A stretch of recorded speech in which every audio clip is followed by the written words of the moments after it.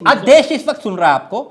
CM योगी ने कटमुल्ले शब्द का इस्तेमाल किया, इस पे तो आप इनकार नहीं करेंगे। ये कटमुल्ले का मतलब क्या होता है वो समझाओ, क्या होता है? देखिए, उनका मतलब सिर्फ ये था कि नहीं, कटमुल्ले का मतलब क्या होता है ये समझाओ मुझे। अब मैं वही बता तो रहा हूं सर बताइए ना। आपको कि उन्होंने कहा जो लोग रूढ़िवाद आके और अपने यहां से जो आज 2025 का समय है और उसको 1800, 1700, 1600 में लेके जाना चाहते हैं, उनका तात्पर्य केवल उन लोगों के लिए था। माननीय संजय जी, पूरी बात कटमुल्ले शब्द का मतलब क्या है मैं इतना जानना चाह रहा हूं, थोड़ा सा ज्ञानवर्धन मैंने आपको बता दिया सर। क्या? मैंने तो एक लाइन में बता दिया, जितनी मेरी जानकारी थी, जितनी मेरी नॉलेज। बताइए ना सर, वो कटमुल्ले शब्द का लोग मतलब रूढ़िवादी लोग जो अपने प्रदेश के बच्चों का भविष्य बर्बाद करना चाहते हैं। हाँ। और उन्हें 1400, 1300, 1500 ईस्वी के 1100 में ईस्वी में लेके जाना चाहते हैं। हाँ। उनसे बचाने के लिए योगी जी ने इस शब्द का प्रयोग किया। अच्छा, तो यानी कटमुल्ले शब्द का मतलब आपके मुताबिक जो अनपढ़ है, गवार है, वो कटमुल्ला है, राइट? आपके मुताबिक, मेरे मुताबिक रूढ़िवाद। जी सर, रूढ़िवादी नहीं, आपके मुताबिक तो यही हुआ ना कि अनपढ़ और गवार हुआ, वो कटमुल्ला वही हुआ। हाँ। आपको पता है ये बात कि हाँ? गांव के लोगों का जो मेंटल लेवल होता है वो शहर के लेवल से बहुत अच्छा होता है। तो फिर माननीय संजय जी, भाषा को धर्म से आप कैसे जोड़ सकते हैं? क्या उर्दू पढ़ने वाला, मैंने तो जोड़ी ना, आप लोग ही तो जोड़ रहे हो भाई। आप ये लोग आहत हो रहे हो कि एक पार्टी को कह दिया, एक धर्म विशेष को कह दिया, ऐसे कह दिया, वैसे कह दिया।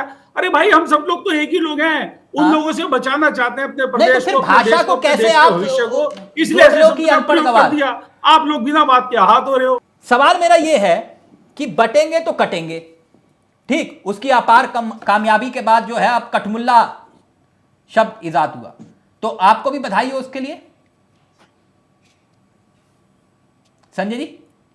देखिए, अब मैं बोलूं जी सर, आज्ञा है। 27 का एजेंडा सेट। हाँ सर, अब मैं शब्द बोलूंगा तो आपको तकलीफ होगी, फिर भाइयों को भी तकलीफ होगी कि वो लोग उसी मत धर्म के लोग यहाँ भी रहते हैं। एक बात सुन लीजिए, अब मेरी आप समझे तो कटेंगे बटेंगे का मतलब ये कि जो पूरे देश के लोग हैं वो एक शक्ति के साथ एक साथ मिलकर खड़े हो।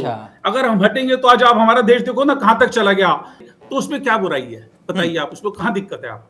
अच्छा, सीएम योगी कटमुल्ले शब्द का इस्तेमाल कर रहे हैं, आप कह रहे हैं बिल्कुल सही है, लेकिन मुझे एक बात बताइए, क्योंकि आप बीजेपी समर्थक हैं। मैं सवाल ले लीजिए सर, सवाल ले लीजिए।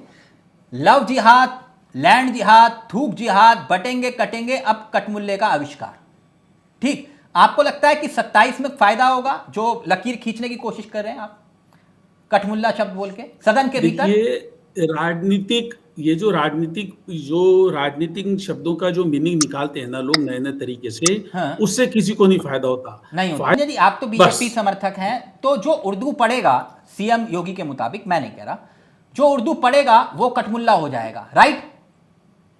भाई साहब, बिल्कुल कैसे ये जरा बात वो नहीं कही है उन्होंने, बिल्कुल ये बात नहीं कही है।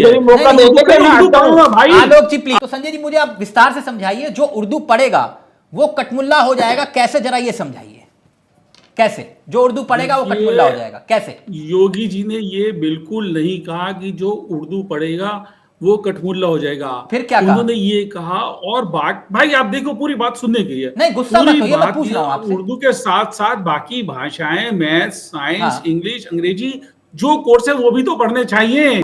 नहीं, कभी एएमयू, कभी जामिया, देवबंद, तो फिर देवबंद तो बंद होना चाहिए, उर्दू पढ़ा रहे हैं वहां पे। देखो सर, सब बातों को मिक्स एंड मैच मत करो। अगर आपको देवबंद पे या एएमयू पे कभी भी मतलब कोई डिबेट करने, आप अगले दिन का कोई समय रख दो। हाँ। हम आपके साथ बैठ के आराम से डिबेट कर लेंगे। अभी तो जो आपका टॉपिक है उसके ऊपर उनके मन में ऐसा कोई भाव नहीं था। बड़े ऐसी भाषा बोलनी चाहिए थी सदन में। अरे भाई, आप एक भाषा के पीछे पड़ गए, उन लोगों के बारे में नहीं कह रहे जिन लोगों ने इस तरीके की मांग रखी है। क्यों रखी ऐसी मांग? आप एक जबरदस्ती नई भैंस छेड़ रहे हो। हाँ। उर्दू का विरोध क्यों करेंगे? उर्दू पता है आपको कितनी अच्छी भाषा है। मैं यहाँ रहता हूँ दिल्ली के अंदर, हम हाँ। कितने शेर व शायरी मुशायरे में जाते हैं। हाँ। आपको इस बात का भी इल्म भी नहीं है। हमारा कितना अंदर जाना है, आप इस बात से नहीं, उर्दू भाषा है, मुझे इस बात का इल्म है। हम कौन मना कर रहा है? नहीं, मुझे इस बात का इल्म है। देश के अंदर जितनी भी भाषाएं हैं, हिंदी हमारी माँ है तो उर्दू हमारी मौसी है, हमें इस बात का इल्म है।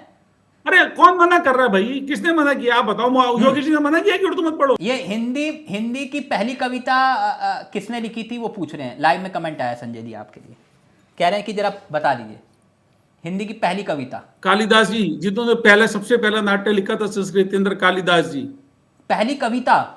और हिंदी के तो भैया बहुत बड़े बड़े कवि हुए हैं भाई, मैथिली शरण, रामदास दिनकर जी हैं, और महादेवी वर्मा है। कितने लोग हैं भाई, मैं तो छोटा आदमी हूँ, बड़े बड़े हैं, एक का एक है कोई। सर आप बता रहे हो तो मैंने कहा कि बड़ा अमीर बड़ा है, खुसरो का हिंदी नाम के, तो सुना ही होगा उर्दू आपने। के लोग, बड़े बड़े लोग बैठे हैं, अमीर खुसरो का नाम तो सुना ही होगा सर नामदारी आपने। दीद करते हैं जी।